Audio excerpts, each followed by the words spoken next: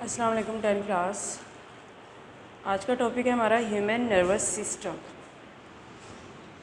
इससे पहले हमने कोऑर्डिनेशन की टाइप्स पढ़ी, जिसमें हमने टाइप्स देखी थी। एक थी नर्वस कोऑर्डिनेशन और सेकंड टाइप थी केमिकल कोऑर्डिनेशन। तो जो नर्वस कोऑर्डिनेशन है उसको कंट्रोल कौन करता है? हमारा नर्वस सिस्टम। नर्वस कोऑर्डिनेशन किसके ज़रिए हो रही है? नर्वस सिस्टम के ज़रिए से। तो इसलिए पहले हमें ह्यूमन नर्वस सिस्टम के बारे में देखना होगा। जो ह्यूमन नर्वस सिस्टम है उसकी टू टाइप्स होती हैं, दो तरह का होता है नर्वस सिस्टम। एक है सेंट्रल नर्वस सिस्टम और सेकंड होता है peripheral nervous system.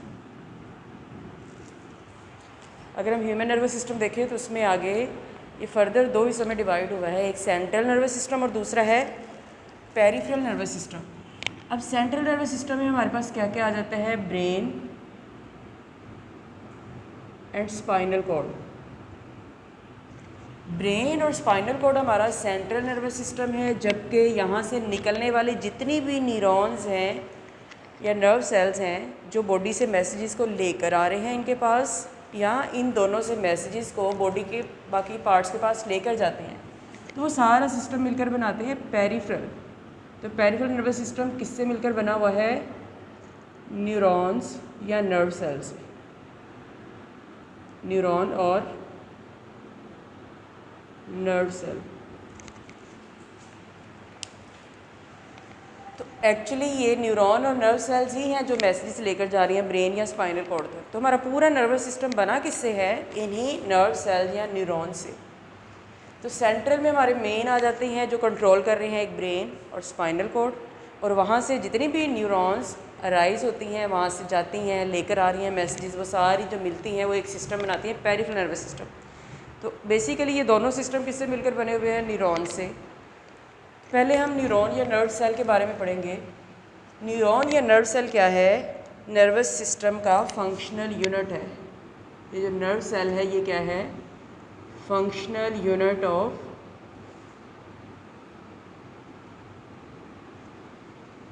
Nervous system.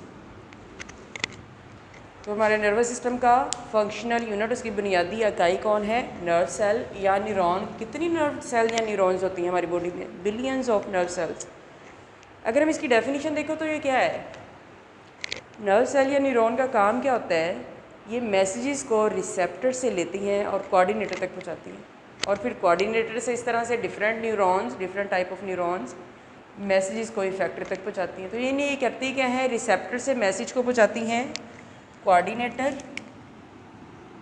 Receptor से लेकर कहाँ पहुँचाएंगी? कोऑर्डिनेटर, और कोऑर्डिनेटर से लेंगी तो इफेक्टर तक। ये इनका काम होता है। अब बेसिकली अगर स्ट्रक्चर देखें हम न्यूरॉन या नर्व सेल का, तो ये किससे मिलकर बनी होती हैं? 3 डिफरेंट इसके पार्ट्स होते हैं। इसके स्ट्रक्चर में क्या आते हैं?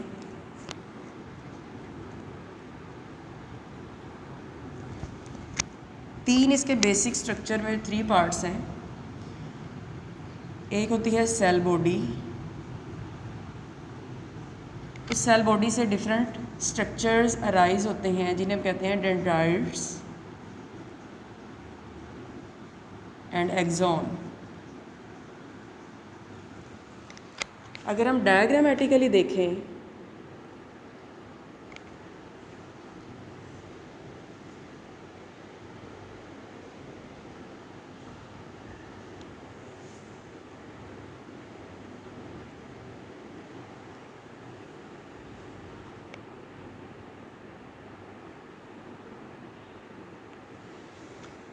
ये सेंट्रल रीजन जिसमें न्यूक्लियस और साइटोप्लाज्म वगैरह होता है, इसे कहते हैं सेल बॉडी। ये वाला जो रीजन है सेंटर वाला, इसे कह रहे हैं सेल बॉडी।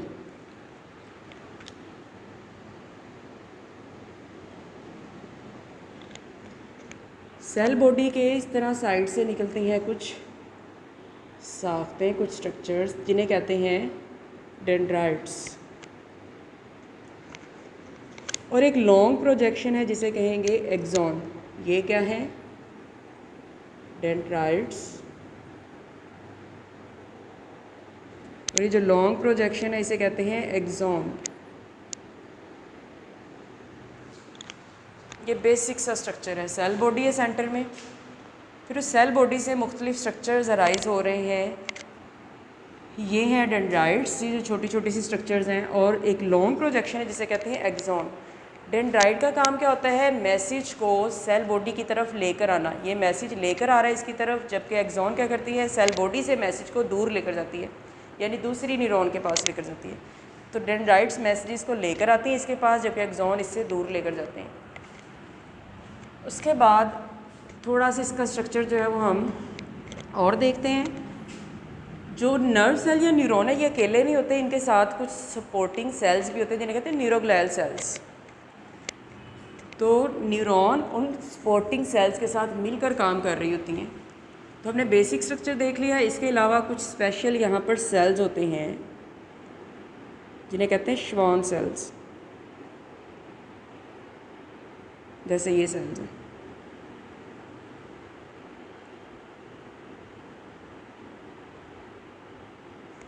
एक्सॉन पर क्या होते हैं? स्पेशल सेल्स जिन्हें कहते हैं श्वान सेल्स। ये हैं श्वान सेल्स।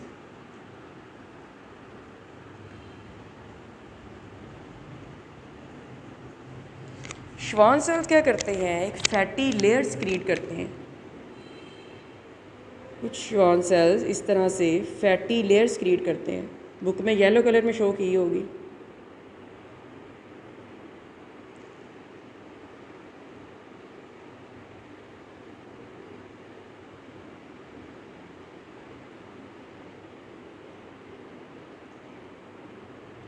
इस फैटी लेयर को कहते हैं माइलिन शीथ। इसी तरह से ये सारे के सारे श्वान सेल्स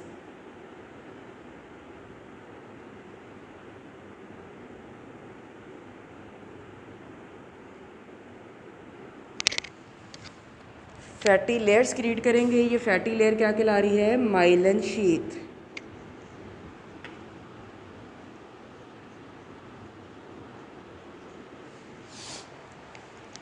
कुछ हम देखते हैं जहाँ श्वान सेल एंड हो रहे हैं, ये पॉइंट्स जहाँ श्वान सेल्स एंड होते हैं, इन पॉइंट्स को कहते हैं नोड्स ऑफ रेनबियर। क्या नाम है इनका? Nodes of Ranvier. अब माइलिन शीथ क्या करती है? नोड्स ऑफ रेनबियर क्या हैं? श्वान सेल्स क्या हैं? स्पेशल सेल्स हैं जो स्पेशल रेगुलर इंटरवल्स पर मौजूद है, वक्फे वक्फे से मौजूद हैं, ये ख़ास फासले पर। इन श्वान सेल्स ने एक फैटी लेयर, एक चर्बी सी सक्रीट करनी होती है। इस फैटी लेयर को कहते हैं माइलिन शीथ। माइलिन शीथ जहाँ पर होगी वहाँ पर ये इम्पल्सिस को नहीं गुजरने देगी। ये नर्व है, इस न्यूरॉन या नर्व सेल है, इसमें से मैसेज ने गुजरना है। जहाँ पर माइलिन शीथ लगी होगी वहाँ से वो मैसेज, नर्व इम्पल्स नहीं गुजर सकेगी। अब हमने देखा है कि यहाँ पर कुछ ऐसे पॉइंट्स हैं जहाँ पर ये ख़त्म हो रहे हैं, जो श्वान सेल जहाँ एंड होते हैं, उन पॉइंट्स को कहते हैं नोड्स ऑफ रेनबियर। इन नोड्स ऑफ रेनबियर पर माइलिन शीथ नहीं होती है। यहाँ पर माइलिन शीथ नहीं होती है। माइलिन शीथ इन सेल्स के अंदर अंदर है। तो फिर होता क्या है? जब नर्व इम्पल्स यहाँ तक आएगी तो यहाँ से क्या करती है? जंप करती हुई यहाँ तक आती है। तो नर्व इम्पल्स क्या करना शुरू कर देती है? फिर इस तरह एक नोड से दूसरी नोड तक जंप करती हुई जाती है। तो ऐसी इम्पल्स जो क्या कर रही है? जंप करती हुई जा रही है। उस जंप करती हुई इम्पल्स को कहते हैं, वो जंपिंग इम्पल्स क्या कहलाएगी? Saltatory impulse. इसको कहते हैं साल्टेटरी इम्पल्स।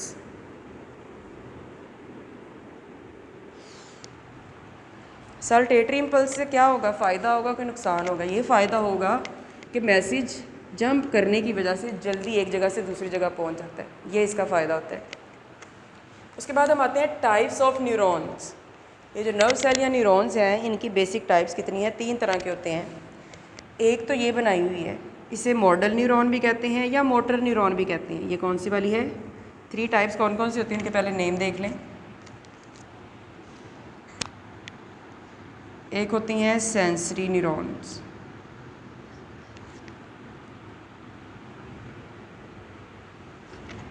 सेकंड टाइप है इंटर न्यूरॉन, और थर्ड टाइप है मोटर न्यूरॉन।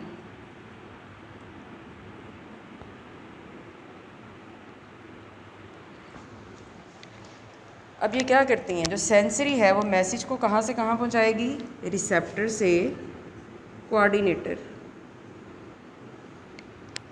इंटर न्यूरॉन क्या करती है, इंटर न्यूरॉन्स होती हैं सिर्फ ब्रेन और स्पाइनल कॉर्ड में। तो जब सेंसरी रिसेप्टर से मैसेज को लेकर कोऑर्डिनेटर तक आएगी तो आगे वो मैसेज किसने ले लेना है, इंटर ने।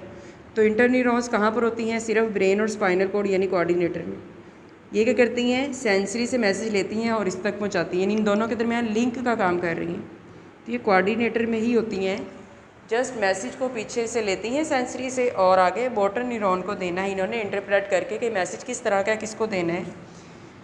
तो ये कोऑर्डिनेटर में पाई जाती हैं। और मोटर न्यूरॉन क्या करती हैं, कोऑर्डिनेटर से मैसेज लेती हैं और उसे पहुंचा देती हैं इफेक्टर तक। ये इनका फंक्शन हो गया।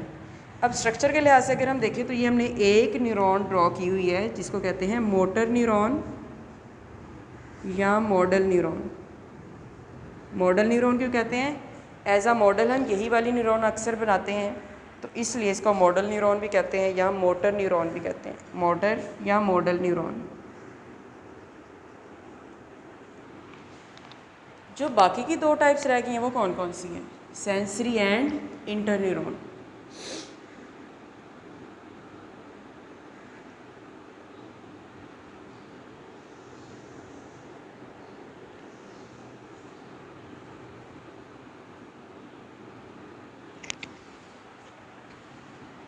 इनमें डिफरेंस हम एंड पे देखते हैं कि डिफरेंस क्या है। ये कौन सी वाली मैंने ड्रॉ की है, सेंसरी न्यूरॉन। इसके बाद ये कौन सी वाली हो गई, इंटर न्यूरॉन। अब इन तीनों में डिफरेंस किस चीज़ का है, डेंड्राइट्स एंड एक्सॉन का। सेल बॉडी तीनों में मौजूद है। किस चीज़ का डिफरेंस है, इसमें एक्सॉन कितने हैं, जस्ट वन एक्सॉन है। इसमें एक्सॉन है वन, डेंड्राइट्स है मैनी। तो हम क्या कहेंगे, इसमें एक्सॉन वन एंड डेंड्राइट्स कितने हैं, इसमें many. Many dendrites, one axon, इसमें क्या है, एक ही एक्सॉन है, एक ही डेंड्राइट है। ये सेल बॉडी है, उसके एक तरफ एक डेंड्राइट और एक तरफ एक एक्सॉन। तो इसमें क्या है, dendrites, one dendrite, one axon. इसमें क्या है, many dendrites and many axons. Dendrites भी कितनी हैं, मैनी, एंड एक्सॉन कितने हैं, वो भी मैनी। दोनों चीज़ें इसमें ज़्यादा हैं, इसमें दोनों एक एक हैं। जबकि इसमें क्या है, मोटर न्यूरॉन या मॉडल न्यूरॉन में डेंड्राइट्स ज़्यादा हैं, एक्सॉन एक है बस। उसके बाद नर्व क्या होता है, एक्सॉन का एक बंडल बनता है जिसके ऊपर एक कवरिंग होती है लिपिड की। एक्सॉन्स का बंडल बन जाता है, उसके ऊपर कवरिंग होती है लिपिड की, तो उसे हम कहते हैं नर्व। तो इन एक्सॉन की प्रॉपर्टीज़ के लिहाज से भी टाइप्स होती हैं तीन, सेंसरी, इंटर और मोटर न्यूरॉन, या मिक्स न्यूरॉन भी हम कहेंगे इंटर की जगह पे। तो सेंसरी न्यूरॉन जो होंगे उनके पास कौन से एक्सॉन होंगे, सिर्फ सेंसरी एक्सॉन्स होंगे। मोटर के पास सिर्फ मोटर के एक्सॉन्स होंगे। जबकि जो मिक्स है उसके नाम से पता चल रहा है उसके पास किसके एक्सॉन्स होंगे, उसके पास सेंसरी और मोटर दोनों नर्व्स के एक्सॉन्स होंगे। लास्ट में एक शॉर्ट क्वेश्चन है, गैंग्लियन क्या होता है, व्हाट इज़ गैंग्लियन।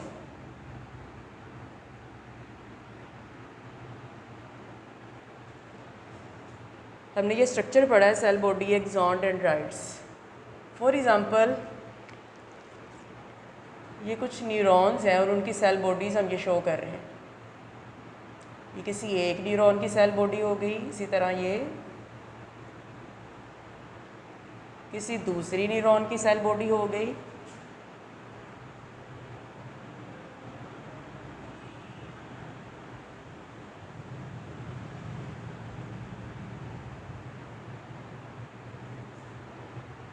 ये कुछ न्यूरॉन्स हैं जो किसी जगह से गुजर रही हैं और उनकी सेल बॉडीज़ जब इस तरह से कहीं पर ग्रुप बनाती है, ग्रुप बन गया किसका, सेल बॉडीज़ का, ये उनके एक्सॉन्स वगैरह हैं। जब सेल बॉडी का इस तरह से कहीं पर भी ग्रुप बनेगा बॉडी में, सेंट्रल नर्वस सिस्टम के बाहर, तो इसे कहते हैं, ये क्या है, एक गैंग्लियन। ज़्यादा होंगे तो हम कहते हैं गैंग्लिया। तो गैंग्लियन क्या है, group of cell bodies. Cell bodies ये जो इतना पार्ट है, जब यहाँ पर ये ग्रुप बनाता है, दो या दो से ज़्यादा जब मिलती हैं, दो से ज़्यादा जब सेल बॉडीज़ इकट्ठी होती है किसी भी जगह पर, ग्रुप बनाती हैं, तो उसे हम कहते हैं क्या बन गया, गैंग्लियन। आज के टॉपिक में हमने सिर्फ क्या पढ़ा है, नर्व सेल या न्यूरॉन, जो कि हमारा नर्वस सिस्टम की बुनियादी इकाई है, उसका फंक्शनल यूनिट है, उसका बेसिक स्ट्रक्चर देखा, टाइप्स देखी और उन टाइप्स की डायग्राम्स देखी हैं, और ये सारा स्ट्रक्चर भी हमने डिटेल में देखा है।